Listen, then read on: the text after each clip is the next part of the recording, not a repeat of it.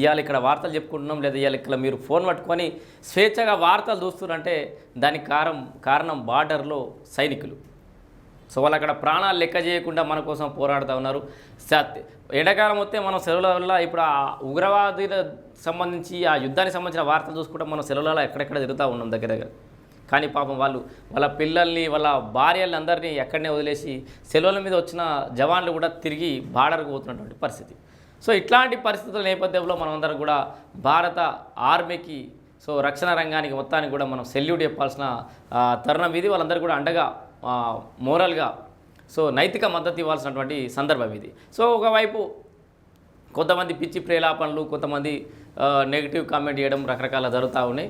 So దాంట్లో కొంతమందిని అంటే భారతదేశ ఆర్మీకి లేకపోతే భారత చర్యలకు వ్యతిరేకంగా మాట్లాడుతున్న వాళ్ళ మీద ఖచ్చితంగా కఠిన చర్యలు తీసుకోవాలి ఒకటి. ఇంకొక అంశం నడుస్తుంది, బీజేపీ సోషల్ మీడియా వర్సెస్ మిగతా అన్ని సోషల్ మీడియాలు అన్నట్టు కూడా కొంత వాతావరణం నడుస్తుంది. సో అది కాంట్రవర్సీలో ఓదలుచుకోలేదు, ఇది అసందర్భం. కాకపోతే చిన్న జరుగుతున్న విషయం చెప్తున్నా. ఏదైనా కొన్ని అంశాలకు సంబంధించి వాళ్ళ అభిప్రాయాలు తెలియజేస్తుంటే వీడు పాకిస్తానోడు, వీడు మన దేశం కాదు, మంచి నిర్ణయాలు మంచి విషయాలు చెప్పినప్పుడు కూడా అట్లా కాదని చెప్పేసి బీజేపీ సోషల్ మీడియా ఎదురుదాడి చేయడం కూడా జరుగుతుందట. చాలామంది కూడా అదే సోషల్ మీడియాలో వెళ్ళగక్కుతున్నారు.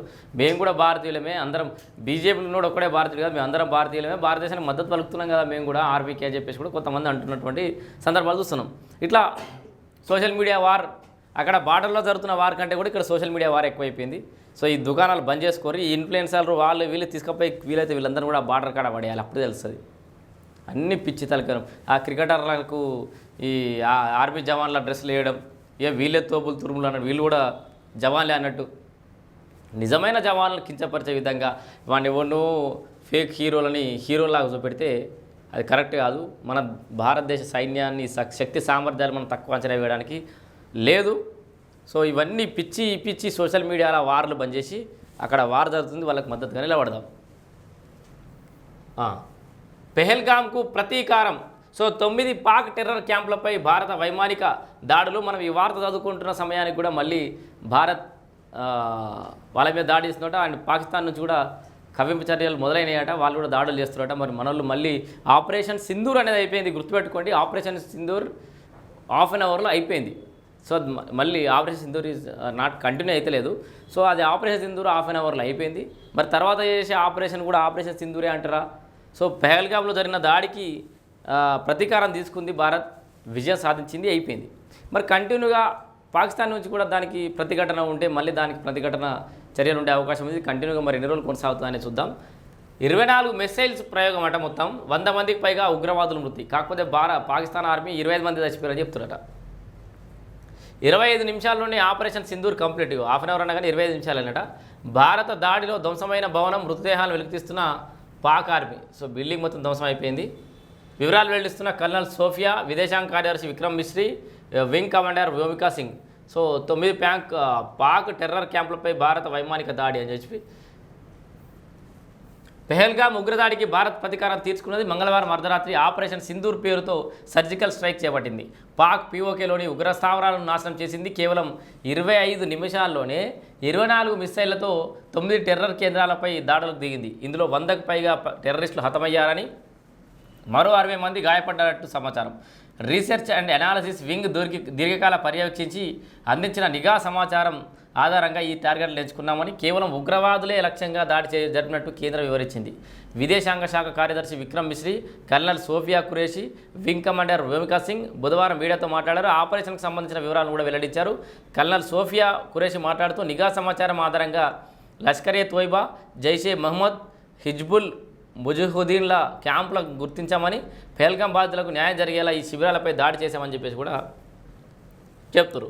మరోవైపు జైషే మొహమ్మద్ హెడ్ క్వార్టర్స్ కూడా నేలమట్టం అయిపోయింది. ఆయన కుటుంబం అండ్ దాడిలో మసూద్ అజహర్ కుటుంబ సభ్యులు 10 మంది మృతి.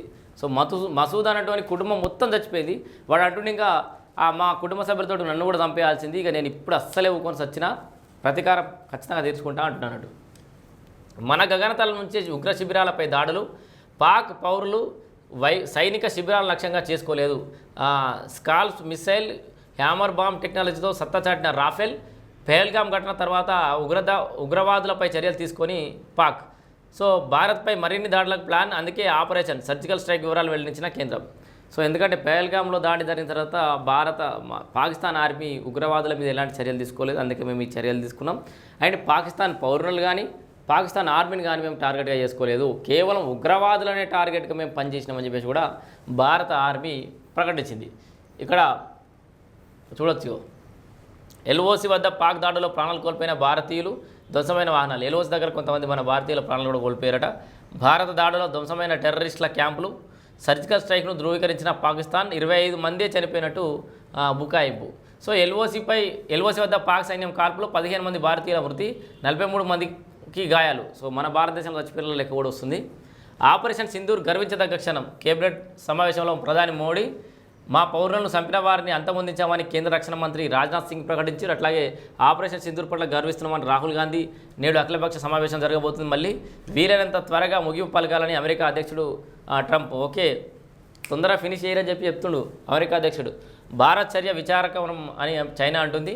ఆత్మరక్షణ కోసం భారత్ దాడి. ఇజ్రాయెల్ రాయబారి రూవెన్ అజార్, ఇరు దేశాల సంయమనం పాటించాలని ఐరాస సెక్రటరీ జనరల్ గుటెరస్ అంటుండు. ఇగో ఇడన్నా అదే, నా కుటుంబంతో నేను చనిపోయినా బాగుండేది, ఇక ఏమాత్రం జాలి చూపను, ప్రతీకారం తీర్చుకుంటా. ఆపరేషన్ సింధూర్పై జైషే చీఫ్ మసూద్ అజార్ అంటుండు. సరిహద్దు రాష్ట్రాల్లో భద్రత పెంచాలని పలు రాష్ట్రాల సీఎంలకు అమిత్ షా సూచన కూడా చూస్తున్నాం. ఇక్కడ భారత్ దాడి చేసిన 9 స్థావరాలకు సంబంధించిన వివరాలు చూద్దాం. అట్లాగే గగనతలంలో కేంద్రం ఆంక్షలు, 18 విమానాశ్రయాలు తాత్కాలికంగా మూసివేత. భారతదేశంలో 18 విమానాశ్రయాలు మూసేసారు, 200కు పైగా విమానాలు రద్దు చేశారు. సో అండ్ ఈ దాడి కూడా గుర్తుపెట్టుకోరు, గగనతలం అంటే మన భారతదేశ గగనతలం లోపట్టుండే దాడి చేశారు. పాకిస్తాన్ గగనతలంలో పోలే మనోళ్ళు, పోకుండానే దాడి చేశారు, టార్గెట్ను బాగా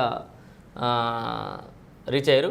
భారత్ దాడి చేసిన 9 స్థావరాలు ఇవే: మర్కజ్ తైబా, లష్కరే తాయిబా మురిద్కే, మర్కజ్ సుబానల్లా, జైషే మహమ్మద్ బహావల్పూర్, సర్జాల్ జైషే మహమ్మద్ టెహ్రా కలాన్, మొహ్మునా జోయా హిజ్బుల్ ముజాహిదీన్, సియాల్కోట్, మస్కర్ రహీల్ షహీద్ హిజ్బుల్ ముజాహిదీన్ కోట్లీ, మర్కజ్ అబ్బాస్ జైషే మహమ్మద్ కోట్లీ, మర్కజ్ అఖ్లే హదీన్ లష్కర్ ఏ తోయిబా బర్నాలా, సైదా బిలాల్ క్యాంప్ జైషే మహమ్మద్ ముజఫరాబాద్, షవాయ్ నల్లా క్యాంప్ లష్కర్ ఏ తోయిబా ముజఫరాబాద్. సో ఇవన్నీ ఈ ప్రాంతాలలో మనలు 9 జాగాలలో దాడులు చేశారు. ఇక్కడ ప్రతి రక్తపు బొట్టుకు భారత్పై ప్రతీకారం తీర్చుకుంటాం. పాక్ ప్రధాని వెల్లడి, సైన్యానికి ఫ్రీ హ్యాండ్ అట.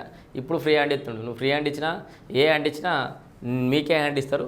ఇక మన జాతీయ భద్రతా సలహాదారు అజిత్ దోవల్ ఏమంటే, పాక్ మళ్ళీ ఉద్రిక్తతలు పెంచితే ప్రతీకారానికి భారత్ సిద్ధమని కూడా అజిత్ దోవల్ అంటుడు. సో మొత్తంగా ఇది పెహల్గామ్కి సంబంధించిన వాతావరణం దేశంలో సరిహద్దు దగ్గర ఉంటే, మరోవైపు అన్ని రాష్ట్రాలలో ఉన్నట్టే తెలంగాణ రాష్ట్రంలో కూడా యుద్ధ వాతావరణం నెలకొన్నది. దానికి అనుగుణంగా కొత్తగా చూసిన వాళ్ళు ఎవరైనా ఉంటే సబ్స్క్రైబ్ చేయండి, పాత వాళ్ళు ఎవరైనా ఉంటే కొత్త వాళ్ళకు చూపించే ప్రయత్నం చేయండి. ఈ వైడి న్యూస్ వేదికగా అనేక అవినీతికి సంబంధించిన కథనాలు అయితే ప్రచురించినాం. కొత్త వాళ్ళు ఉంటే ప్లేలిస్ట్లో చూడొచ్చు. అండ్ దీనికి సంబంధించిన ఓనర్లు, స్పాన్సర్లు, పార్ట్నర్లు అంటూ ఎవరు లేరు. సో అలాగే ఎవరైనా మిమ్మల్ని సంప్రదించినా, బెదిరింపులకు పాల్పడ్డా కూడా మా దృష్టికి తీసుకురండి.